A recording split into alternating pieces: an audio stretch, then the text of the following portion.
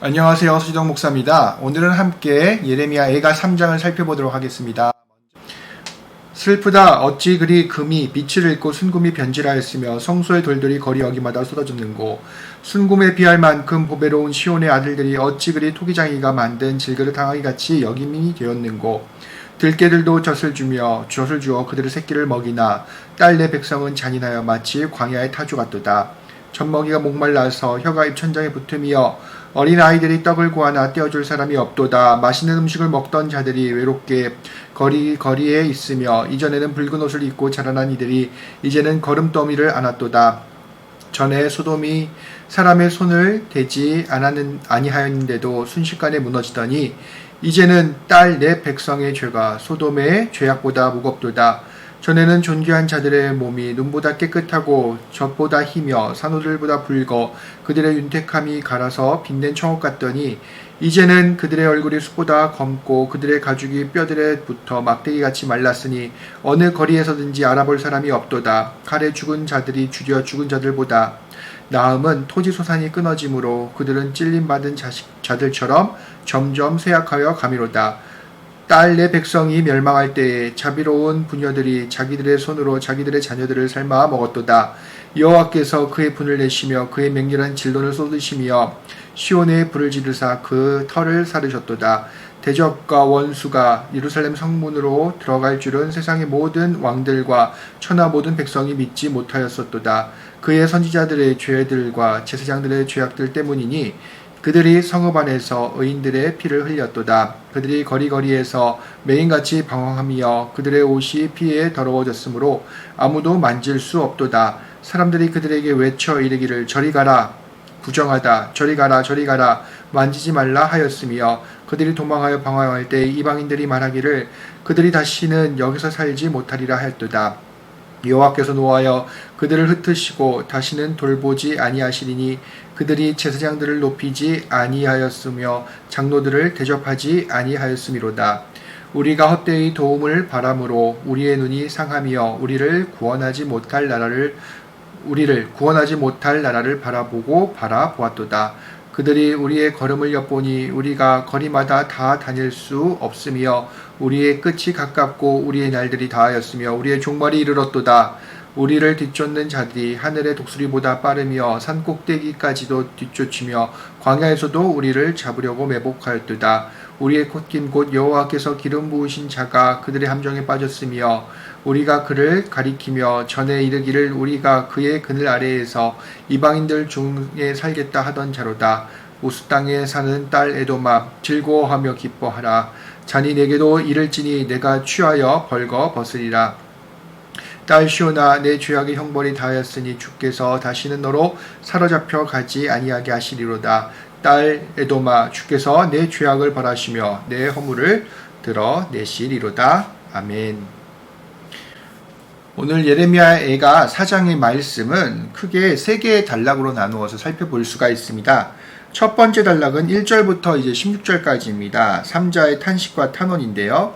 예루살렘 성읍의 상황을 삼자의 시선으로 확인하고 그 아픔을 표현하는 것입니다. 그리고 또 여기서는 무엇이 동시에 표현이 되냐면 그 모든 상황들이 하나님의 허락 가운데에 일어났다는 것들을 이 삼자의 시선에서 보고 있습니다. 그래서 1절부터 16절까지는 개인 탄원시이지만 이 개인이 어떻게 보면 삼자가 예루살렘 성읍들의 모습을 보면서 그 잔혹함과 처참함을 서술하고 그 원인을 이야기하는 장면이 바로 이 첫 번째 단락 1절부터 16절까지라고 이해할 수가 있겠습니다. 두 번째는 17절부터 20절까지로 생존자의 탄식과 탄원입니다. 그래서 이 생존자는 개인이 아니라 공동체입니다. 복수입니다. 그렇기 때문에 17절에서는 이제 1인칭을 우리라고 표현하고 있습니다. 우리. 그리고 여기서는 스스로를 이제 바라보고 이 고난의 의미들을, 그런 상황들을 확인하는 그 장면들을 우리가 볼 수가 있습니다. 마지막으로 21절부터 22절까지는 에돔과 시온을 향한 그런 메시지, 그러니까 이 시인 또는 예언자적인 메시지를 이제 확인을 할 수가 있습니다. 특별히 이제 1절부터 우리가 함께 살펴보겠는데요. 첫 번째 단락인 1절부터 16절에서도 1절부터 10절까지는 이 개인, 그러니까 제3자가 바라보고 있는 예루살렘, 시온의 그런 처참함을 분명하게 보여주고 있습니다. 여기 보시면 슬프다 어찌 그리 금이 빛을 잃고 순금이 변질하였으며 성소의 돌들이 거리 어기마다 쏟아졌는고 라고 얘기하면서 그런 건물들과 내적인 그런 상황들이 어떻게 처참하게 변하였는지를 보여주고 있습니다. 특별히 금이 빛을 잃고 순금이 변질하였다라는 표현을 통해서 이전에는 하나님께서 그렇게 사랑하셨던 시온 예루살렘이 어떻게 이렇게 변질되었는가, 그리고 하나님의 버림 가운데에서 어떤 처참한 꼴을 당하고 있는가, 이것들을 이런 비유를 통해서 드러내고 있습니다. 특별히 성소의 돌들이 거리마다 쏟아졌다라는 이 표현은 성전, 그러니까 성전을 이제 의미하니까 성전이 완전하게 무너져 있는 상황들을 설명하고 있습니다. 그러니까 이제 하나님의 임재의 상징 성전이 무너졌다는 것은 결코 더 이상 하나님께서 그곳을 돌보지 않는다라는 상징적인 의미로도 이해할 수가 있습니다. 그리고 2절에서도 특별한 표현이 있습니다. 여기서는 우리가 앞서 있는 예레미야와 다른 예언자들의 목소리와 함께 이렇게 생각을 할 수 있는 장면인데요. 시온의 아들들이라는 표현들, 그리고 토기장이라는 표현입니다. 그러니까 하나님께서는 앞서 마찬가지로 순금에 비할 정도로 보배로운 시온의 아들들, 그러니까 시온의 거주민들을 그렇게 사랑하셨습니다. 하나님의 백성이기 때문에 사랑하셨는데 하나님께서 어떻게 사랑하셨냐 하면 순금에 비교할 정도로 보배롭다. 여기서 보배롭다라는 표현은 구약에서 정말 가치 있고 어떤 것과도 비교할 수 없을 정도로 소중하게 여기는 그런 물건들을 상징하는 표현입니다. 그만큼 하나님께서는 예루살렘의 거민들, 하나님의 백성들을 사랑하셨는데 이제 가치 없게 여기셨고 시온의 백성들도 마찬가지로 하나님 앞에 가치가 없어진 그런 장면들, 그러니까 그렇게 보인다는 거죠. 그 장면들을 서술하고 있습니다. 특별히 여기서 토기장이가 만든 항아리 같이 여김을 받는다라는 표현은 이거는 구약 전통에 있는 토기장의 비유, 특별히 예레미야서에서도 이 토기장의 비유가 나오지 않습니까? 이게 토기장의 비유가 두 가지 장면으로 나오는데 하나는 이제 하나님께서 예레미야에게 토기장이가 질그릇을 빚는 것을 보여주십니다. 그러면서 어떻게 물으십니까? 바로 토기가 마음에 안 들었을 때에 그 토기를 다시 이겨서 만드는 것, 그 주권이 누구에게 있느냐? 토기가 토기장이 보고 그러지 말라라고 이야기할 수 있느냐라고 물으셨을 때 예레미야는 분명히 얘기하지 않았습니까? 그 주권이 누구에게 있다라고 말합니까? 바로 토기장이, 즉 하나님, 그 백성을 빚으신 하나님께 있다는 것들을 분명하게 보여주는데요. 그 이후에 18장에 보시면 하나님께서 이제 친히 토기장이 되시지 않습니까? 그러면서 이스라엘을 물레 위에 진흙처럼 다루시는데요. 이어지는 상징 행위는 어떤 것입니까? 깨진 항아리로 이제 예언적 메시지를 전하게 하시는데 예레미야는 흰놈의 골짜기, 즉 토기장의 파편 문 앞까지 가서 가지고 간 흙 항아리를 깨뜨려서 도시 파괴를 그렇게 이제 도시 파괴를 현실적으로 보여주고 있죠. 거기서 어떻게 합니까?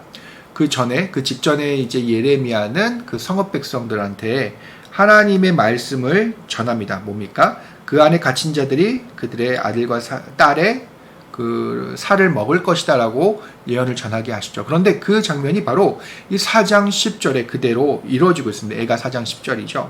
이게 성취되는 거죠. 바로 여기서는 어떻게 합니까? 딸내 백성이 멸망할 때에 자비로운 부녀들이 자기들의 손으로 자기들의 자녀들을 삶아 먹었도다. 여기서 무엇을 보여주냐면 이 2절의 이 토기장의 비유는 하나님의 말씀, 그러니까 다른 성서에 있는 예레미야나 이사야서에 있는 토기장의 모티브를 끌고 와서 그 말씀을 떠올리게 하는 그런 역할을 합니다. 그리고 그것이 10절의 표현처럼 완전하게 성취되었다는 것들을 보여주고 있습니다. 그러니까 하나님 말씀은 반드시 이루어진다, 성취된다는 것들을 여기서 보여주고 있는 것이죠. 또 하나 뭐냐면 이 토기장의 비유는 이사야서에서도 나타나는데요. 토기장이가 만든 항아리가 깨져버리는 것과 같은 이미지라고 학자들은 이야기합니다. 이 심판의 비유는 특별히 이사야서에 나오는 이런 심판의 비유죠. 여기서는 어떻게 이해할 수 있냐면 토기장이가 항아리를, 질그릇 항아리를 산산조각이 되게 완전히 박살내 버립니다. 하나님께서는 이 항아리를 완전히 산산조각 내어서 그 파편이 작아져서 단순한 일에도 사용할 수 없게 만드신 것을 이사야서 30장 14절에서 이야기하고 있습니다. 이 심판선언은 단순히 끝난 것이 아니라 그 후대에도 판을 하나님께서 어떻게 명령하십니까? 이사야가 그것을 판에 기록하여 후대에도 증언으로 남도록 시키셨습니다. 그리고 마찬가지로 오늘 이 장면, 토기장이라는 표현을 통해서 이 말씀을 들었을 때에 이 이사야서와 예레미야를 이미 알고 있는 성도들은 그 장면을 떠올릴 수 있다는 거예요. 그러니까 무엇입니까? 이스라엘 백성들을 정말 하나님께서 아끼셨는데 이스라엘 백성들이 범죄함으로 말미암아 하나님께서 원하지 않는 길을 간 것으로 말미암아 이제 심판을 받게 되는데 그 장면이 바로 토기장이의 비유로 말씀하셨던 하나님의 심판의 비유와 마찬가지라는 거죠. 그래서 토기장이라는 이 표현, 그리고 질그릇같이 여김이 되었다는 그 표현을 통해서 이스라엘 백성들, 성도들은 바로 그 이사야서의 말씀과 예레미야의 그 토기장이 비유의 말씀들을 떠올리면서 그들이 지금 처해 있는 상황들을 떠올리게 된다는 것입니다. 그리고 3절에 보시면 얼마나 이 상황들이 이 상황들이 심각해졌는지를 표현하고 있는데요.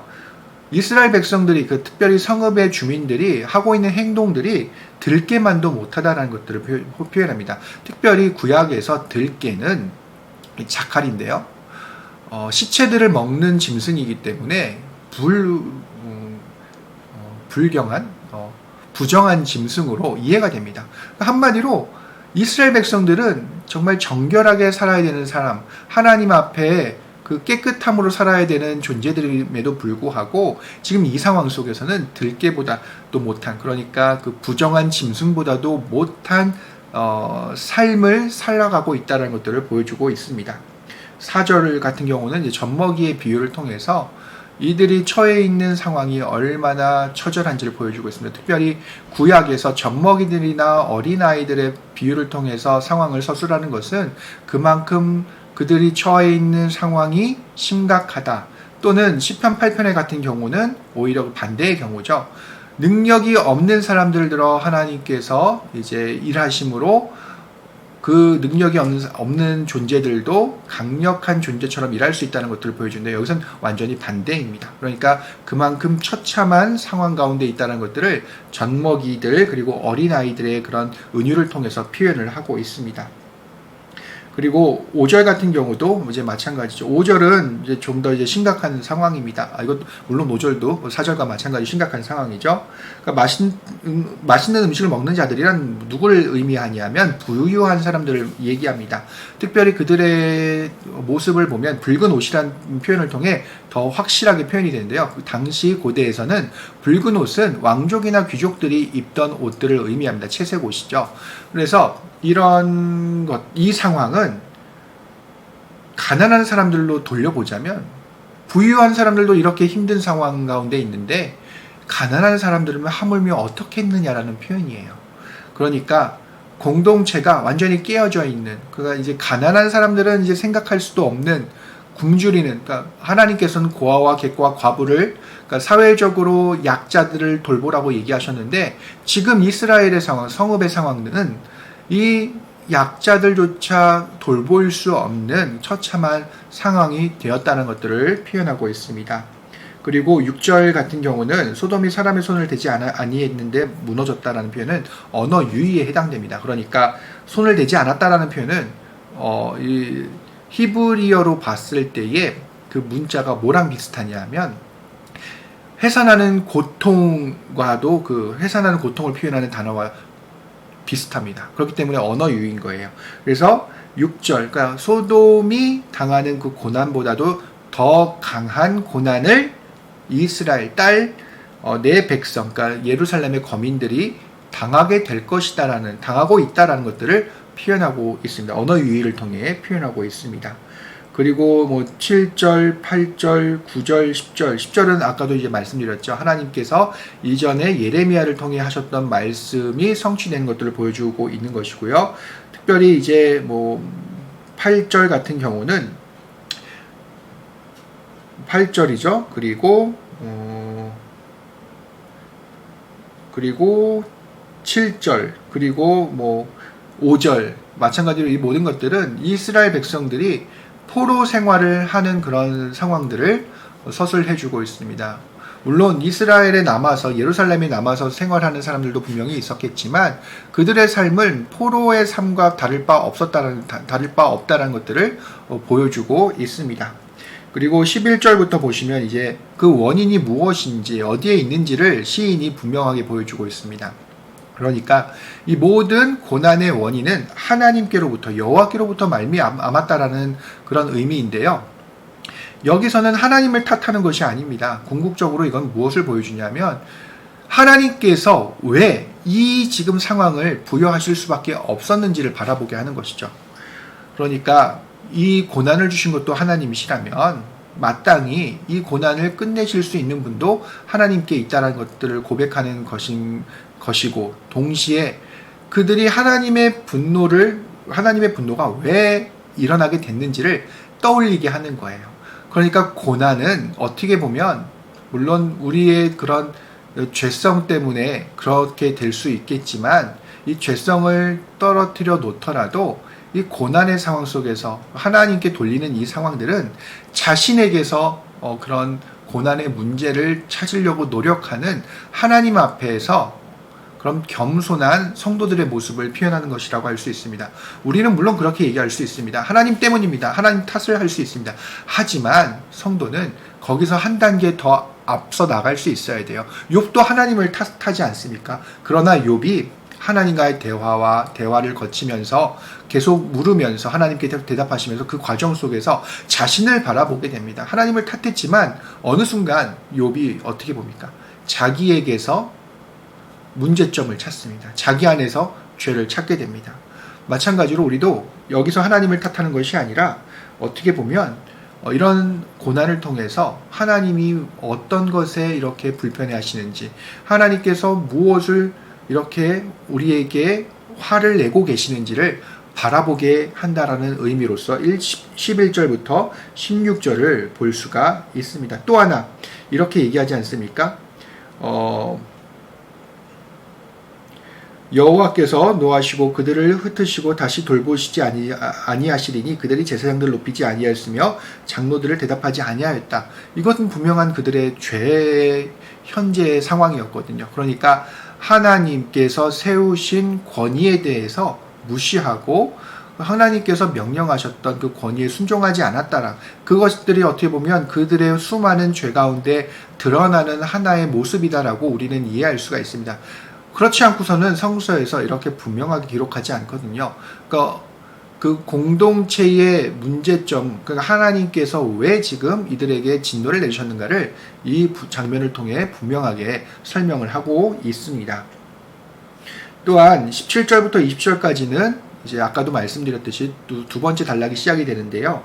여기서는 우리라는 표현을 통해서 공동체, 그러니까 생존자들의 증언이 시작되는 것들을 확인할 수가 있습니다. 여기서 보시면 우리가 헛되이 도움을 바람으로 우리의 눈이 상하며 우리를 구원하지 못할 나라를 바라보았도다 라고 표현하는데요. 이거는 그들의 죄를 바라보고 있는 것입니다. 그러니까 자기들이 왜 지금 이 고난의 상황에 있는지를 분명하게 보여주는 거죠. 여기서 이건 뭘 얘기하냐면 이스라엘 백성들이 역사적으로 봤을 때에 하나님께 기대하지 않고 이집트를 기대하면서, 이집트가 도와줄 것을 기대하면서 그들에게 어떻게 보면 의존했던 그들의 정치적인 상황들을 고발하고 있는 것입니다. 우리는 하나님의 백성들인데 하나님을 의지하라는 수많은 명령에도, 수많은 목소리에도 불구하고 결국엔 그들이 선택했던 것이 이집트 아니었습니까? 그 결과로 현재 그들이 이 상황에 있다는 것들을 자기 고백적으로 드러내는 것입니다. 또 하나 18절, 19절, 20절 여기서는 상당히 중요한 관점이 하나가 있습니다. 이것은 바로 뭐냐면 공동체의 감수성이라는 부분입니다. 그러니까 공동체는 하나라는 표현 아닙니까? 우리, 그러니까 수많은 개인이 있지만 우리라고 표현하고 있습니다. 여기서는 뭐 인종적 차이 그런 것이 아니라 우리라는 표현을 통해서 하나님에 대한 신앙으로 하나가 된 우리를 표현을 하는데요. 여기서는 서로의 다름과 이런 것이 문제가 되지 않습니다. 하나가 됐기 때문인데요. 이건 공동체의 감수성으로 표현할 수 있습니다. 그러니까 우리가 낸 수많은 타자의 아픔들을 바라볼 수 있는 겁니다. 예, 오늘 본문의 세 번째 단락은 21절과 22절로 특별히 에돔에 대해서 언급하고 있습니다. 에돔은 우리가 잘 알고 있듯이 창세기에서도 이미 이스라엘의 그 형이었던 에서의 후손으로 소개가 되어 있죠. 그렇기 때문에 하나님께서도 이스라엘 백성에게 에돔에 대해서 함부로 대하지 말고 형제로 대하라라고 명령하십니다. 그런데 이 에돔이 문제가 있었죠. 나중에 예루살렘이 함락했던 때에 오바댜서를 보시면 이렇게 표현하고 있습니다. 그들이 형제였던 이스라엘에게 야곱에게 선으로 대했어야 되는데 그들의 아픔을 무시하고 오히려 기뻐하고 연합군의 편에 서서 탈취물들을 나눌 때 그들과 하나가 되었다라고 표현합니다. 그래서 그러면서 하나님께서는 그 죄를 이제 가볍게 여기지 않으시겠다라고 말씀하시거든요. 오바댜서에서도 분명히 나타나고요. 그러니까 지금 여기 21절과 22절에 나타나는 이 에돔의 상황은 뭐냐면 지금 이스라엘이 멸망한 것, 예루살렘이 망한 것을 보고 되게 기뻐하는 거예요. 그러니까 남의 고통은 자기의 행복이라는 그런 표현인 거죠. 그래서 이것들을 독일어로 얘기하면 샤덴프로이데라고 표현하는데 샤덴은 뭔가 피해고 프로이데는 기쁨입니다. 그러니까 남의 그런 손해와 고통이 자기의 기쁨이 되는 것이죠. 근데 하나님께서는 그것들을 분명히 금하셨습니다. 시편에서도 그런 장면들이 많이 나오고요. 그리고 미가 7장 8절에서도 하나님께서는 그것에 대해서 분명히 금지하셨습니다. 함께 울라라고 얘기하셨죠. 그것에 대해서 기뻐하라라고 말씀하지 않으셨습니다. 그래서 21절에 보면은 하나님께서 에돔의 땅에 우스 땅에 사는 딸 에돔아 즐거워하며 기뻐하라. 잔이 내게도 이를지니 내가 취하여 벌거벗으리라. 이 말씀은 궁극적으로는 반어적 표현입니다. 이 잔, 특별히 구약에서 잔은 여러 가지 의미가 있지만 가장 강력하게 나오는 의미는 뭐냐면 심판입니다. 하나님의 심판을 표현하는데 특별히 취하여 벌거벗을 것이다 라는 표현은 뭐냐면 하나님의 심판에 취해서 언제 그 상황이 온지도 모르고 취한 상태에서 그것들을 당하게 된다는 것이죠. 특별히 취했다라는 것들은 신적인 하나님의 능력을 통해서 그들이 인지할 수 없는 상태에 이르렀음을 표현합니다. 그거는 이 말은 뭐냐면 하나님께서 반드시 심판하시겠다는 거죠. 그들이 언제 그런 심판이 이르렀는지 인지하지도 못하는 시점에 그 모든 상황들이 이를 것이다 라는 표현입니다. 그리고 22절에 보시면 딸 시온아 내 죄악의 형벌이 다하였으니 주께서 다시는 너로 사로잡혀 가지 아니하게 하시리로다. 딸 에돔아 주께서 내 죄악을 벌하시며 내 허물을 드러내시리로다. 여기서는 이 딸 시온에 대해서 더 이상의 심판이 없을 것이다. 끝났다라고 선언하시는 반면에 에돔에 대해서는 심판이 있을 것이다라고 얘기하십니다. 이거는 완전한 회복을 표현한다라고 학자들은 얘기하는데 여기서는 시온의 완전한 회복과 더불어서 에돔에 대해서 그러니까 어떻게 보면 형제의 그런 아픔을 보듬지 못했던 에돔의 죄를 물으시겠다라는 하나님의 의지를 분명히 보여주신 것, 그 장면으로 이야기가 오늘 4장의 이야기가 마무리가 되고 있습니다. 특별히 여기서 우리가 주목해 봐야 되는 것은 형제가 아파할 때에 그것들에 대해서 내 아픔, 그러니까 이건 공동체의 관점, 공동체의 감수성의 관점으로 바라봐야 된다는 거죠. 에돔도 마찬가지고 이건 우리에게도 마찬가지입니다. 이거는 나라와 나라를 넘어서서 어떻게 보면 이 세상의 모든 사람들 하나님의 백성들 아닙니까? 그러니까 그들의 백성들을 아픔들을 바라보면서 함께 아파할 수 있어야 되고 그들의 아픔에 동참하면서 그들을 보듬을 수 있어야 된다는 것이죠. 에돔은 그렇게 하지 못했고 궁극적으로는 하나님의 심판의 말씀을 받을 수밖에 없었습니다. 우리가 이 장면들을 보면서 다시 한번 공동체가 왜 존재하는지를 고민해 볼 필요가 있을 것 같습니다. 오늘 본문에서는 공동체가 이렇게 드러나는 것이 공동체의 감수성의 관점으로 드러냈습니다. 우리 공동체 안에는 수많은 나와 다른 사람들이 타인으로 존재하지만 이 타인을 내 안으로 받아들일 때 나도 불편함이 있고 아픔이 있을 수 있습니다. 하지만 하나가 되는 이 과정들을 통해서 아픔을 알게 되고 그리고 그들의 슬픔과 이런 것들을 수용하게 되면서 이 모든 것들을 하나님께 함께 가지고 나아갈 수 있다는 것이죠. 이 모든 것들이 가능하게 하는 것은 성령께서 가능하게 하시는 것입니다. 그렇기 때문에 오늘 이 말씀을 통해서 특별히 우리 하길교회 공동체가 어떠한 모습으로 앞으로 내 옆에 있는 나와 다른 이 타인, 그러니까 우리 교회라고 모여있는 공동체를 어떻게 여기고 그 아픔들을 어떻게 수용하고 기쁨들을 어떻게 나누며 그것들을 가지고 하나님과 함께 나아갈까를 고민하고 그리고 기도하는 시간을 갖기를 우리 주님의 이름으로 축원합니다. 그러면 다음 시간에 뵙도록 하겠습니다. 감사합니다.